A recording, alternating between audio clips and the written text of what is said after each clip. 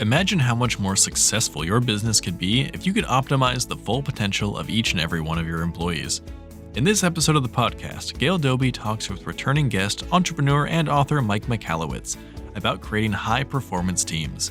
If you want to know how to recruit and retain top talent, listen to the full episode and consider buying Mike's new book, All In: How Great Leaders Build Unstoppable Teams.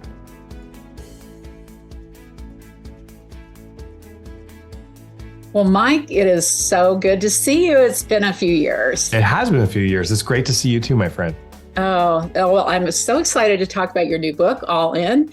And I read that over the holiday or my sabbatical, and you'll be happy to know that I was paying attention to you and your other books. 4 weeks. That was my third year taking 6 weeks off. So it was good. Yeah. So it's pretty awesome. But All In, I think it is probably by far your best book. And I think it had the most useful and very quickly, these can be applied to a business and make a significant difference. So I'm really excited about sharing this with our podcast audience. And let's just dive right in. Yeah, let's do it. Okay. So let's start off and talk to us a little bit about what FASO is and why that's so important to building a fully autonomous and seamless organization. That's a mouthful. Yeah, it is a mouthful. And FASO, I call it FASO, kind of rhymes with lasso. It's ultimately the model that became apparent. I almost want to say that I created, but I really didn't create it. It was through observation and study and research of businesses of all size. I studied the University of Chicago and their medical department, how they operated all the way down to micro businesses, a smokehouse in Texas, barbecue smokehouse, and found that these businesses, when they were successful, they were deploying these four components, FASO, and they help in the recruiting of great talent, of the retention of great talent, and the raising the bar of the entire organization for everybody. And it's always facilitated by the leader. So here's what it is in short. F stands for fit. And what great organizations do is they identify the needs of the organization first, and they do it at a task level as opposed to a title level. Most companies say, we need a CFO or we need so-and-so. The question is, what does the CFO need to do for the organization, and what are the important components? When you break it down to the task level, you can match talent to task as opposed to talent to title. When you match talent to task, you automatically bring in people that are such a better fit for the organization, and the organization's a better fit, honestly, for them. A stands for ability. And we've all been told to recruit, based upon people's experience. That's an indicator of their future. Some organizations, and I'm happy to report, look at things like innate abilities through Myers-Briggs or Enneagram. But there's a bigger component that no one looks at, which is the most important component when it comes to consideration of people, and it's their potential ability. What can this person do in the future given the right environment? And so I discovered techniques that these companies were doing through these concepts called workshops that allowed people to expose themselves to what may be a good fit for them so they can express their potential. And companies that do that bring on the greatest folks. Then the S stands for safety. We need to have a safe work environment. And there's psychological safety, there's relational safety, but there's also physical safety. And I went deeply into this, and even physical safety in our modern environment is something that many leaders aren't thinking about, but my gosh, there's an opportunity to fix that. In fact, our own company, because I deploy everything that we teach, when we're deploying this, we found out we had a physical safety issue, and it blew my mind away, but we resolved it, and it elevated the company. Then O stands for ownership. And ownership is where there's that saying, I wish my colleagues or my employees would act like owners. There's a way to get there. And what you do is you deploy what's called psychological ownership as opposed to legal ownership. Legal ownership is where I actually have legal possession of something. Psychological ownership is where I feel I have something. And it's that feeling that's the most important thing. So you as a leader can deploy psychological ownership with your colleagues, and they'll perform higher. They'll have greater appreciation for the organization. It's a win all around. Well, I completely agree with this whole philosophy, and I will take that back to my own company. I think it's really important to have all of these features as part of our hiring process and also managing our team. Yeah. So what do you mean by teams are temporary and positions are permanent? Yeah. So there used to be permanent teams. my father had one job from when he graduated college till the end of his professional career. And that was the norm. That expectation is gone. And I don't think anyone expects anyone to be hired and stay with you for the life of the company anymore. So we used to build around the people saying, okay, this person's going to progress over the years and we'll see them to the end. What we have to see is our organization is an assembly of needs, that we have all these different needs that the corporation has, and that can morph over time. We have to define that. The traditional model had us doing a pyramid structure, is in fact called the pyramid chart, where you have, president in the top box and a big line down, and you have the C-suite and a line down. It's also called a command and control environment, where the commands go down and then the feedback comes up, and it's a very inefficient communication model. The model that I found works most effectively is more like a web-like structure, where when we define the needs of the organization and we match people's talents to those tasks, that it becomes this more of a morphic organization. It's best explained through example. One of my companies, I used to do computer crime investigation. It was a business I had that I was very fortunate I was able to sell to a Fortune 500. When we were building that organization, I hired a receptionist. Her name was Jody, and she had, in the receptionist role, the responsibility to greet walk-ins. We actually used to have a lot of walk-ins back in the day. Every day someone was visiting the office, answer the phones, but it didn't happen all the time. So there was data entry and there was other components, light accounting. And when we looked at her work within that title of receptionist, she was good at some of it, but definitely not good at all of it. The data components, the accounting was not her talent. And so the consideration was, is she a fit for the organization? We should get rid of her. Well, at the same time, we were looking at another role. We had a sales role, and the guy doing that was Rob. And Rob was a closer. He was very good at getting the deal. He was not a farmer, meaning he didn't maintain relationships. In fact, was pretty ineffective at that. He was great at closing, we found, because he was a data guy. He would crunch the numbers and be able to determine when a new prospect was on the horizon and could go after them. He really managed the CRM well. Well, once we realized this, we said, oh my gosh, Jody is our farmer. She builds such good relationships and such good rapport. She should be filling that part of our sales needs. And Rob, who is in our sales, could really be helping what we thought was a reception role, which was this data entry and data maintenance. That's his job. And so we started to morph. Instead of keeping people in these title silos, we started to let them exploit their strengths and abilities. Both of them performed at a much higher level. Both of them contributed to the company at a much better level. Both of them were far more satisfied because they were doing more of what gave them joy and what they were effective at. It started becoming like a web-like structure. The titles started to fade away in significance and the roles became prominent. And that's what we need to do in our organizations, is to build like this web-like structure. It starts off by breaking down not the titles for your organization, but all the tasks within your entirety of your organization, and then doing this mix and match to the people that have the most talent for each task. And you'll find a stronger organization that way. Who should be doing the collection of all those tasks so that you can share those among the team? Yeah. So what you do is to start off with one person. Maybe start off with yourself if you're the leader and say, what are all the things I do? And write them all down. And then you can do it for another role, whatever it may be, and write them all down. But just do it with one or two positions with your organization. And what you'll see is that in many cases, we've siloed a person based upon the title they're filling to do certain things that they're not necessarily talented at. We'll also see people leaning into what they're talented at, even though it kind of is not in their domain. That's when they start wearing multiple hats and kind of pull it into their category. Well, that natural tendency is something we actually want to facilitate in a much more structured format where we're actually documenting and codifying what they do. Here's the interesting thing. When you do this web-like structure, someone may move on. Rob or Jody may decide, hey, I have another opportunity elsewhere or a transition in life or whatever.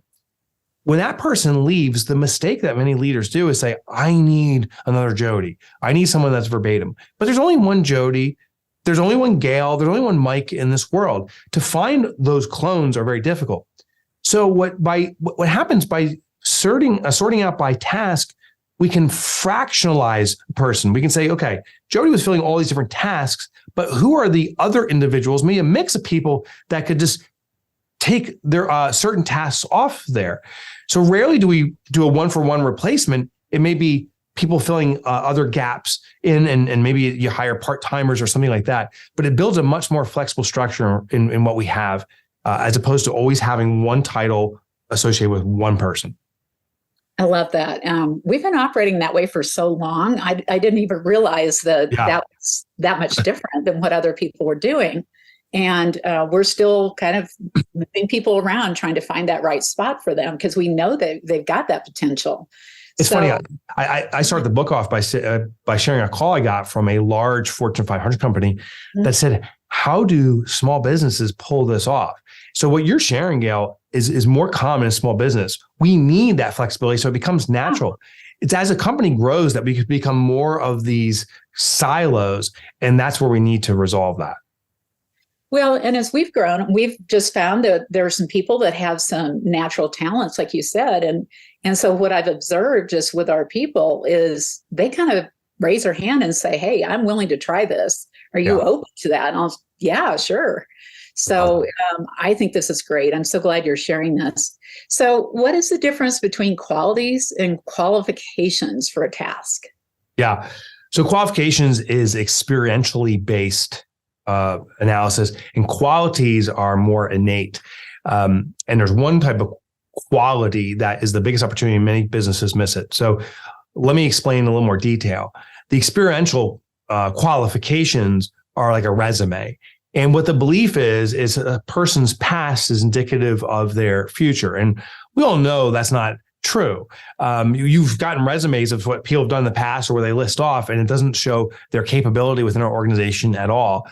So that experiential component, while has relevance, it's not the most important by any stretch of imagination. The next component is our innate abilities. Now, this is where we start getting into the qualities. And there's tools like Enneagram and Myers-Briggs and StrengthsFinder. There's countless ones out there that show the makeup of a person. And that's very important. I wish more companies would use that in their consideration process. But there's the third component that I want to focus on that is the most important, that is ignored by almost everyone. And it is the most important. And what it is potential ability. It's the ultimate quality. What could I do in the future given the right environment? And that's what we need to look for is potential. The question, of course, is how do you identify potential? You do it through a technique called workshops. And this is something that there's a near $1 trillion industry that focuses in on this, but it's not the commercial business industry. It is commercial sports, professional sports, and also amateur sports. They do workshops or camps. So I had a personal experience with this. I played lacrosse in high school. I went to a camp called Hobart in the Northeast. That's one of the better schools in lacrosse. And I was there with 300 or 400 other athletes. And what they did is they were training all of us on certain skills, but certain athletes were tapped on the shoulder and said, hey, there's another field over here. You're demonstrating real potential. We'd like to show you more skills and more techniques. I never got my shoulder tapped, but certain students did. And some of those went on to play at Hobart, the best of the best. What's interesting about these workshops or these camps is everyone is improving in the process, and the people facilitating are able to cherry pick who are the people that have the most potential, the most desire, the most thirst. We should consider them. We as business owners can do this. Run a workshop. Are you looking to hire a bookkeeper, for example, in-house? Run a bookkeeping workshop. And if you don't know bookkeeping, that's okay. You can bring an expert in, hire them to teach it. But the people who show up are showing interest in bookkeeping. Learn how to be a bookkeeper. So they're showing curiosity. A certain group of those will have the most desire and thirst. They'll be asking lots of questions. They'll be pushing the envelope, asking to learn more. Those are the people that you may want to consider to employ. The last thing I want to share is this isn't just theory. This happens in the real world. Home Depot uses this technique all the time. The next time you see Home Depot is doing one of those workshops where you can build a birdhouse, bring a child or whatever. What they're doing is it's a recruiting platform. Yeah, they're going to ingratiate you with the store because you're building birdhouses and have a good experience. But they will also observe who are the people that are most participative, who has the most desire to learn about this, who's the most curious, who helps others. They tap you on the shoulder and say, hey, you ever consider working at Home Depot? We'd love to have someone like you on board here. So this can be an extraordinary recruiting platform for us. I love that idea. So how often do companies usually do this? Well, unfortunately, not too much. And that's what I'm trying to deploy more and more. One of the studies I did was with the University of Chicago, their medical department. And guys, this blew me away. They had done traditional recruiting. This was back in the mid 90s, up to this point. And they were looking to fill, in this one case, people for their administrative role of checking patients in the emergency room. The head of recruiting was following a process of just doing standard interviews and so forth, and felt that she innately had this ability to identify the best candidates. The university challenged itself in conjunction with the union to go through a workshop. And what they did is they took 50 candidates that were being considered and got interviewed to also go through a workshop, actually experiencing what it's like to do the administrative stuff, check in and so forth. What was fascinating was one of the workstations, if you will, within this workshop was the actual check-in, where someone would give you their license and you had to key code it in. But the person that was overseeing this and acting as the patient emulated having cerebral palsy. And her roommate actually had cerebral palsy, so she knew that fine motor skills was difficult and so forth. Taking out your license from your purse could have been, 1 minute to get that done. So they do this. And some of the applicants going through this process were very hospitable, saying, hey, take your time, or others said, may I assist you in getting you checked in? But one of the candidates just said, give me that darn license, and ripped it out of her hand. Well, obviously that person was the worst candidate and was not considered for the job. But here's what was fascinating. That was the exact same person in the interview process who was the number one interviewee. They were confident. They were assertive. They could interview well, but they demonstrated they did not have the innate abilities, the potential to work in the organization.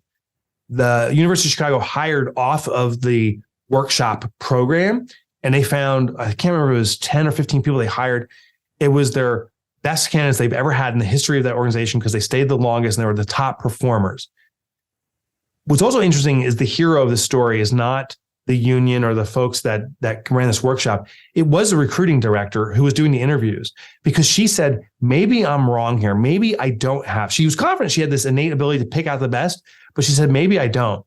And I think that defines great leaders, people who are willing to challenge even themselves and their own beliefs in the betterment of their colleagues and their organization. Love that. Well, let's talk a little bit about the actual individuals you find for your team. So how do you define A, B, and C players? Yeah, so it was interesting. I met with Kip Tyndall. He's the co-founder of the Container Store. And if you've ever been to a container store, it's shockingly, they sell containers, but they sell them really well. And they compete against the Walmarts of the world, but they have half the number of staff, and the staff is so knowledgeable and so helpful. You go in with your problem, your organization problem, they will fix it. You go to Walmart with an organizational problem, good luck even finding someone that works there. It's a whole different experience. So I sat down with Kip and I said, how do you find all these A players? And what he shared was a few things. First, he shared that A players are people that are put in an environment where they can thrive. And what I concluded is that, in fact, every human being on this planet is an A player. Just many of us are an A player in waiting. Now, I am not suggesting your company, Gail, or mine, or any company has the opportunity for everyone on this planet. But everyone on this planet does have an opportunity if they find the right match. So our job as a leader is say, do we have something that can service people so they can express their potential and become a top performer? Or if not, can we direct them elsewhere? So that's the nature of it. Kip also shared. So Kip said it's usually hidden away. So it's not like someone worked at a prior container store or something equivalent and they're going to come on, they're going to be great. He said, where can they express their truest, deepest selves here? So he said some people that they hired were theater performers, thespians, who he said, listen, you can work here and you can play your character and lean into that at the Container Store. Other people were retirees who wanted to socialize more. And he said, oh, this is a great platform for you to socialize and reconnect with our community. So he found ways people could express their true desires and interests within the organization. That was key, and people naturally became an A player. The other thing he shared, the last point I want to make that was significant to me, was that he paid people more than Walmart. And when that kind of surprised me, I said, well, Walmart back in the day was paying, say, $10 an hour, and he was paying 15. This is 50% more. I said, how can you afford it? And he kind of chuckled and said, I don't know how Walmart affords it. And I'm like, I was totally confused. He says, listen, one A player, someone that's expressing themselves that they see their identity as part of your organization and your organization part of their identity. He goes, they can perform at the level of 3 B players, someone who's doing this work because they just need the money. It's the job. And he goes, 1 B player is equivalent to 3 C players. Those are cancerous in an organization. These are people who resent the fact they have to have a job, so therefore they resent you. So 1A equals 3B, 1B equals 3B, which means 1A equals 9 Cs. And he goes, Walmart is hiring and developing Bs and Cs. So he goes, if I hire 1A player for $15 an hour and they hire B players and they're paying them $10 an hour, they need 3 folks to cover what one of my people is doing. So 3 times 10 is $30 an hour they're paying when I'm only paying 15, because I have the deal of the century. I don't know how they're surviving. And that was my wake up call is if we develop an environment where people can express their true potential to their fullest, to express it through an organization where they see themselves, their identity as part of our organization, then I can pay those folks a little bit more for them to be compensated appropriately and to stick around, and they will outperform everyone else. I'm going to run a lean organization. Thank you for that, because honestly, it's hard to explain this to people in a way that they understand it, and you just did it so beautifully.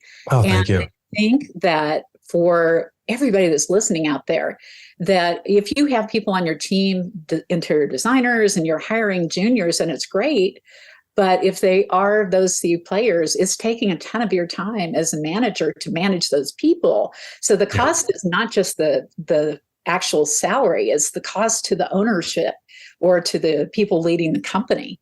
Yeah. They got to know in part why they are there in the first place, the C players. And what was my most interesting finding in the research I did is that C players can become A players. It's not that we're hardwired.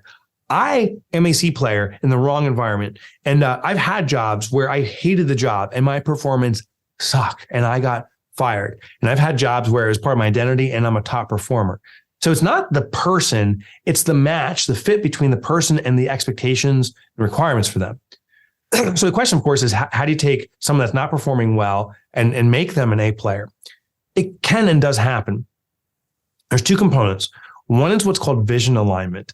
And I had the biggest wake-up call around this personally. I had a business doing computer forensics, computer crime investigation. And one day I spent a full day in my office trying to figure out how we could achieve the next threshold, which was $10 million in revenue. Up to that point, I never had a company of that size. And I figured it out.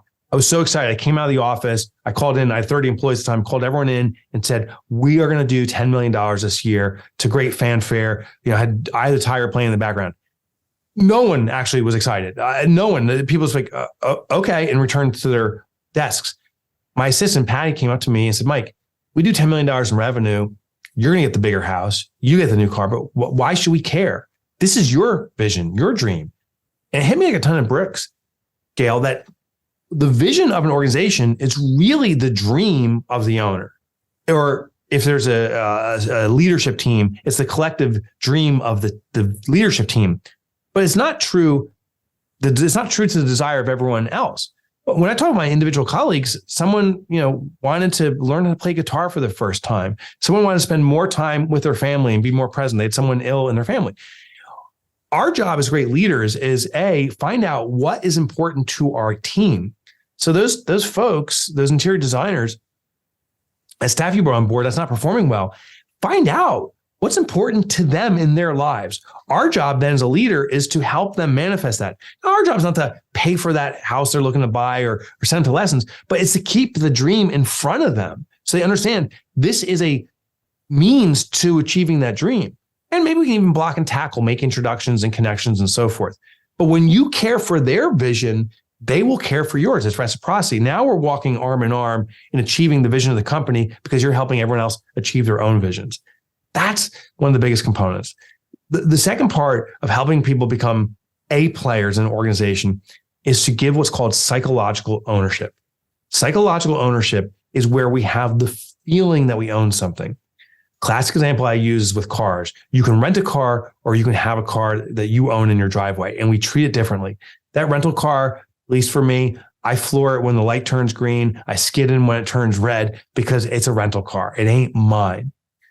But in the case of the car I own, then, I'll pat on the dashboard after I drive 200 or 300 miles and say, good girl, good ride. The reason I act differently is not because of legal ownership. I don't own the rental car. I actually don't own the car in my driveway. The bank owns it. I'm making my installments, my payments. I don't have legal ownership. I have psychological ownership. Psychological ownership is where we have the personal control over the object, meaning I decide when to drive it. I can park it where I want to park it. I can do with it what I want to do with it. There's certain laws. I can't speed and so forth, but I can control most of it. The second thing is I can personalize it. I can put something on the rear view mirror, put bumper stickers on it or whatever I want. And I have intimate knowledge. I know it inside and out. With our team, if we give people the ability to control what their outcome is, so avoid the micromanagement, just agree to the outcomes, but allow them to navigate the path to get there, giving them control. If we allow them to personalize it, what's the flavor you want to give this job or capacity? And we allow them to gain intimate knowledge, they will inherently start taking ownership. It becomes part of their identity. When you hear them saying, this is my job or my responsibility, as opposed to this is the company's responsibility or the company's job, when they start using the word mine or my, that means they're starting to take on psychological ownership and they'll start elevating to higher levels of performance. So I like that. And you talked about that work is a reflection of your team members' character and their job is their identity. So talk about that a little bit. I think there's no greater force in how we perform in any element of life than compliance with our identity. If I say I suck at math, I'm not going to go out of my way to study math and practice math. I will actually prove I suck at math by avoiding math. And if I say I'm a great husband to my wife, well, I will then demonstrate actions that are consistent with that because that's my identity. So the identity is basically the rule set of our behavior. It's a thermometer. So when we associate our job as part of our identity, that's what A players will naturally do, but we as leaders can facilitate that. We'll start saying, I am as good as I perform, and I think I am great, and therefore I'm going to perform greatly. So it's very important to set that thermometer, that identity. We do it through psychological ownership by giving people control and authority. I do want to give one word of caution or warning here is we can give too much control and authority. And so there's a little bit of this Goldilocks, it's got to be just right temperature setting. If someone has total control and authority over something, a job or responsibility, they have all the knowledge and exclusively the knowledge around it, they can start building a fiefdom. And a fiefdom is dangerous in that now they blockade other people from penetrating that. And they can assert some kind of authority, maybe reverse golden handcuffs and say, if you don't pay me more, if you don't do this for me, I'm taking this knowledge with me, or I'm going to hurt this role and I'm going to abandon it. I'll hurt the company. So we want to move to the highest level of identity, which is called collective psychological ownership. This is when it's our company, it's our organization. When you hear an employee say, oh, your company's doing well, they're not associated with it. When they say our company is doing well, they have this collective ownership. One way to deploy this technically is by matching title to tasks. We can start building forms of redundancy where people are doing or we're associating multiple people with one task so that if a person is unavailable, the other person can cover it. And now this isn't just my responsibility. It's our, maybe a small set of people taking care of something, becomes collective. It reduces fiefdom. It improves the identity. That's the best way to do it. Excellent. Well, you talked also about 5 phases of the hiring process. And what are those phases? Well, I'll do, yeah. So I call it the 5-star fit. There's different elements we're looking for. So the first thing is we want to look for potential. We can do it through workshops. Who are the people that raise their hand and are curious? It's not looking for people who have the experience. It's looking for people with potential. The second thing is we look for the key intangibles. I call them the 3 L's. They're limber, they're listeners, and they like what they're doing. So we want people that have that flexibility and that desire. The next thing is give people that workshop experience where people go through tests and try things out. So don't just say, well, based on all these qualifications and what we know of your history, we're going to bring you on board. Let them have an experience doing it. So I like to have a 1 or 2 day workshop. Then have an extended trial period, sometimes up to 90 days, where go through the experience. You're going to be paid for it, of course, but at the end of 90 days, the employment ends and you can make a decision that you still want to work with us, and we can make a decision that we want to hire you. It's this opportunity for you to evaluate us, and it actually gives the employee some flexibility to learn about the culture in the organization. And the last thing is learn about their vision. We already talked about this, is the person is there to serve not just the company. They are there even more to serve themselves. What are their dreams and visions for themselves? As a great leader, define that, document it, discuss it regularly, and make sure that their job in some capacity is always helping them march toward that vision. If you are helping them achieve what their life's vision is in some ways, they're going to help you achieve your corporate vision. Well, that is just so good. And you've given so many great tidbits today. I really appreciate that. And would you like to share anything else that maybe something I didn't ask you? And then at the very end, share with us where they can find your book. You got it. Yeah. So something I didn't share is leaders in today's environment are needed more than ever. It's because of the COVID pandemic. And there was before the expectation of micromanagement to some degree, meaning you could observe people because they were at your office. Now it's outcome management. You can't manage the tasks anymore. You can't see the people you're working with. So it's outcome management. So great leaders help their colleagues or collaborate with their colleagues to determine the outcomes they're achieving, not all the individual tasks that get them to the outcome. And if you want to check out the book, it just got released. You can go to allinbymike.com and get details. Of course, it's on Amazon. I got right here. It's called All In, and it's how great leaders build unstoppable teams. I really do think it's the best work of my life. It is. It is absolutely. I enjoyed it so much. And I actually did the exercises too. Thank you. There was a lot of work in there. What I love is you've given very specific things that people can do and implement immediately. So thank you, Mike. As always, it's great seeing you, and thank you for your input, and thank you for giving back to all the entrepreneurs. We need this. It's been a joy. Thanks, Gail. Thanks, Mike. Thanks to Mike for once again coming on the podcast and talking about his brand new book.